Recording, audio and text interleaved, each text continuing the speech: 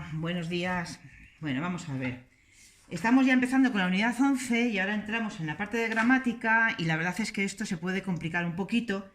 Entonces voy a ver si os consigo explicar lo que son las clases de oraciones y lo entendemos bien, ¿vale? Bueno, vamos a ver. Las oraciones, según la intención que tenga el hablante a la hora de hablar, vamos, puede haber 7 tipos de oraciones distintas. Vamos a empezar una por una a ver qué significa cada una de ellas. Vamos a ver.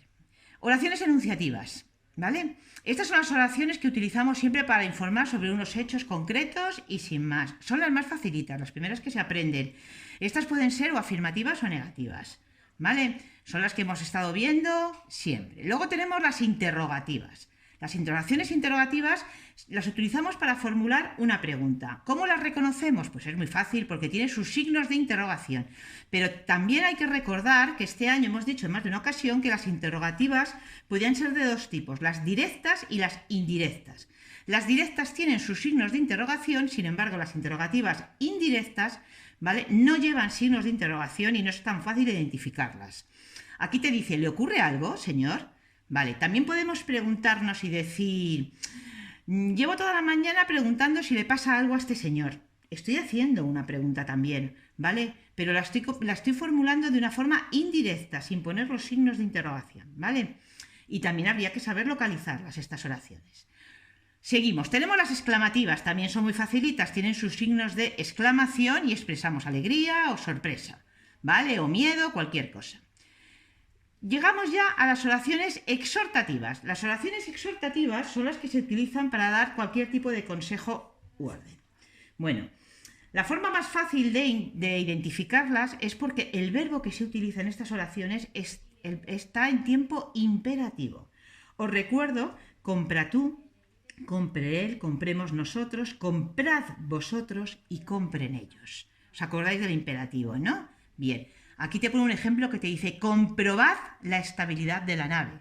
Comprobad está en imperativo. Es este imperativo que muchas veces hemos hablado que está terminado en D, que mucha gente lo confunde y utiliza en este caso el infinitivo, que está mal utilizado y dice comprobar, en lugar de comprobad, ¿vale? ¿De acuerdo? O sea, las oraciones exhortativas que tenemos el verbo en imperativo. Oraciones optativas se expresan deseos, ¿vale? En este caso, el verbo de las optativas es el presente de subjuntivo. Cuando hemos estado conjugando los verbos, siempre utilizábamos, ¿os acordáis?, la trampilla que decíamos, vamos a poner delante ojalá, y que si pongo ojalá resulta que me sale el presente de subjuntivo. Bueno, pues como las dubitativas expresan una duda, pues efectivamente, el verbo que se utiliza es el presente de subjuntivo, que nos parecía que se usaba muy poco, pero sí que se usa, ¿ves? Quizás esté arreglado mañana, ¿de acuerdo? Vale. Y por último tenemos las oraciones de posibilidad. Esas oraciones expresan suposiciones o hechos que pueden ser o no probables, ¿vale? El barco ya se habrá hundido, es una posibilidad, tampoco lo tenemos claro, ¿de acuerdo? Vale. Bueno, vamos a repasar otra vez los 7 tipos de oraciones que tenemos según la intención del hablante. Repito, las enunciativas informan de hechos y pueden estar en afirmativo o negativo. Las interrogativas se utilizan para hacer preguntas. Utilizamos los signos de interrogación en las directas, pero también las podemos tener como interrogativas indirectas, que hacen preguntas, pero no se ponen los signos de interrogación. Oraciones exclamativas expresan alegría o sorpresa y tenemos sus signos de exclamación. Oraciones exhortativas las utilizamos para dar consejos u órdenes, ¿vale? Bien, el verbo que tenemos que utilizar en este caso es el imperativo. Os lo recuerdo otra vez, del verbo comprar, compra tú, compre él, compremos nosotros, comprad vosotros y compren ellos, ¿vale? Luego tenemos las oraciones optativas, expresan deseos y para eso utilizamos el presente de subjuntivo y lo introducimos con ojalá. Luego tenemos las dubitativas que expresan duda, ¿vale? Y las oraciones de posibilidad que expresan suposiciones o hechos que pueden ocurrir o no pueden ocurrir, ¿vale? Bien. Bueno, vamos a ver a partir de ahora, cada vez que analicemos una oración, aparte de hacer su análisis sintáctico o análisis morfológico, también tendremos que decir qué tipo de oración es según la intención del hablante, porque todas las oraciones es alguna de estas 7, ¿vale? Las revisamos muy bien y seguro que las vamos encajando todas porque es fácil localizarlas, ¿vale? Bueno, oraciones y la voz del verbo. Aquí es donde tenemos que meter un poquito más de caña y atender muy bien para poder saber cómo pasar un verbo a voz pasiva. Bueno, los verbos que hemos estado estudiando hasta ahora mismo, siempre nosotros hemos estado con verbos en voz activa, que es todas las conjugaciones que ya os sabéis de maravilla. Aprovecho para deciros que para aprendernos todo esto, tenemos que sacar los verbos y refrescar los verbos un poquito, porque si no vamos a estar un poco perdidos, ¿eh? Tenemos que refrescarlos y recordarlos, porque claro, si no me acuerdo cuál es el presente subjuntivo ni cuáles son el imperativo, vamos a tener problemas con las exhortativas y las optativas, pero ahora para pasar a pasiva también vamos a necesitar recordar los verbos. ¿Por qué? Mirad, vamos a ver. Cuando yo tengo un verbo en voz activa, ¿vale? A ver, en voz activa, por ejemplo, yo que sé, comprar o yo compro en presente de subjuntivo, para pasarlo a pasiva se utiliza el verbo ser más el participio del verbo que estamos conjugando. ¿De acuerdo? Bien, vamos a ver un ejemplo. Por ejemplo, yo digo despertó.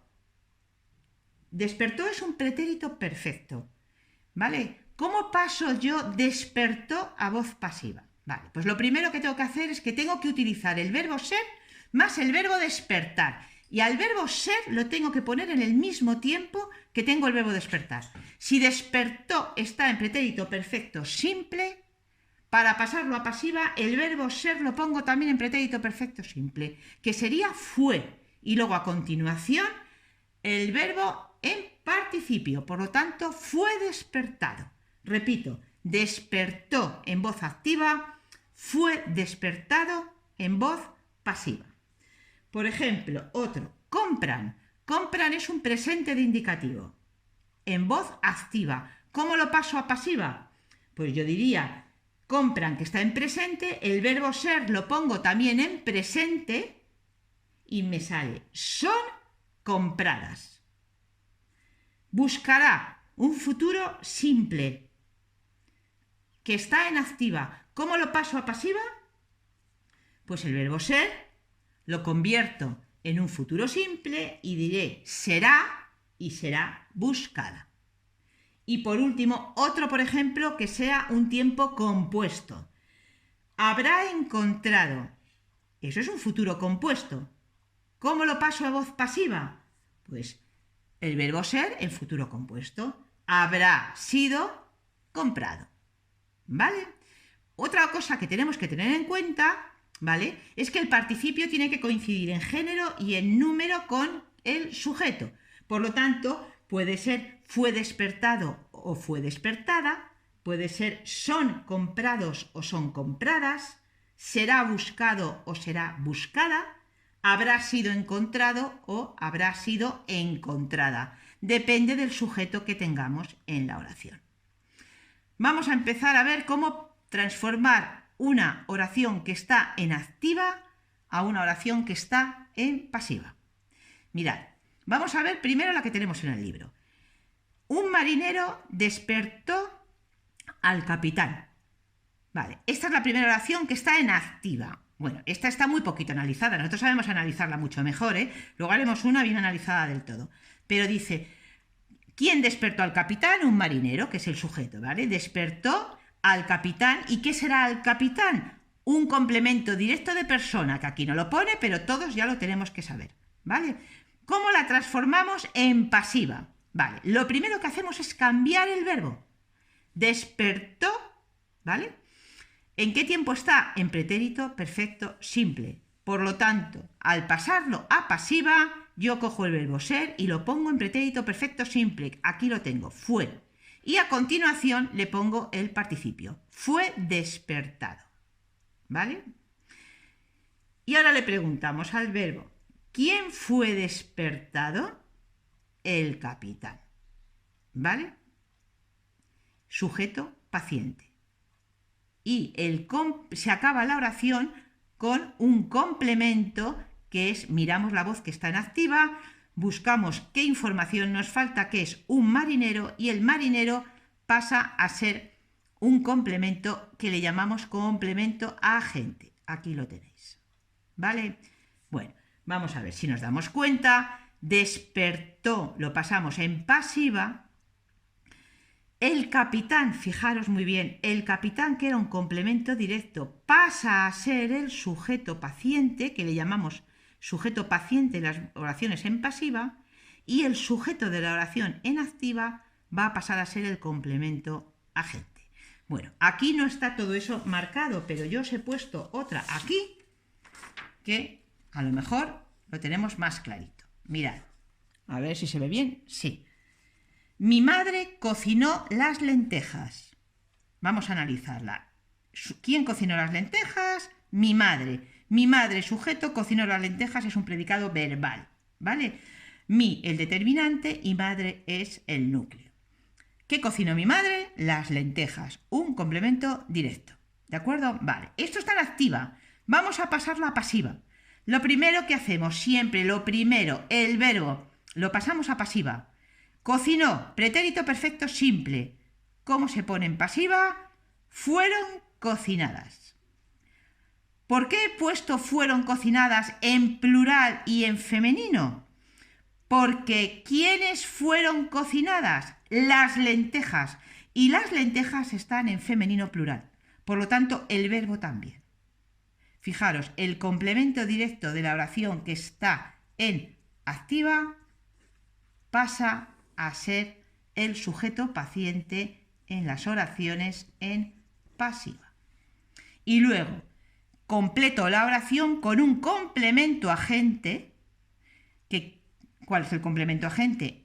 Pues quien actuaba de sujeto en la oración en activa, que es mi madre, pero siempre introducida por la preposición por. Las lentejas fueron cocinadas por mi madre. Es decir, esta va para allá. ¿Os habéis fijado?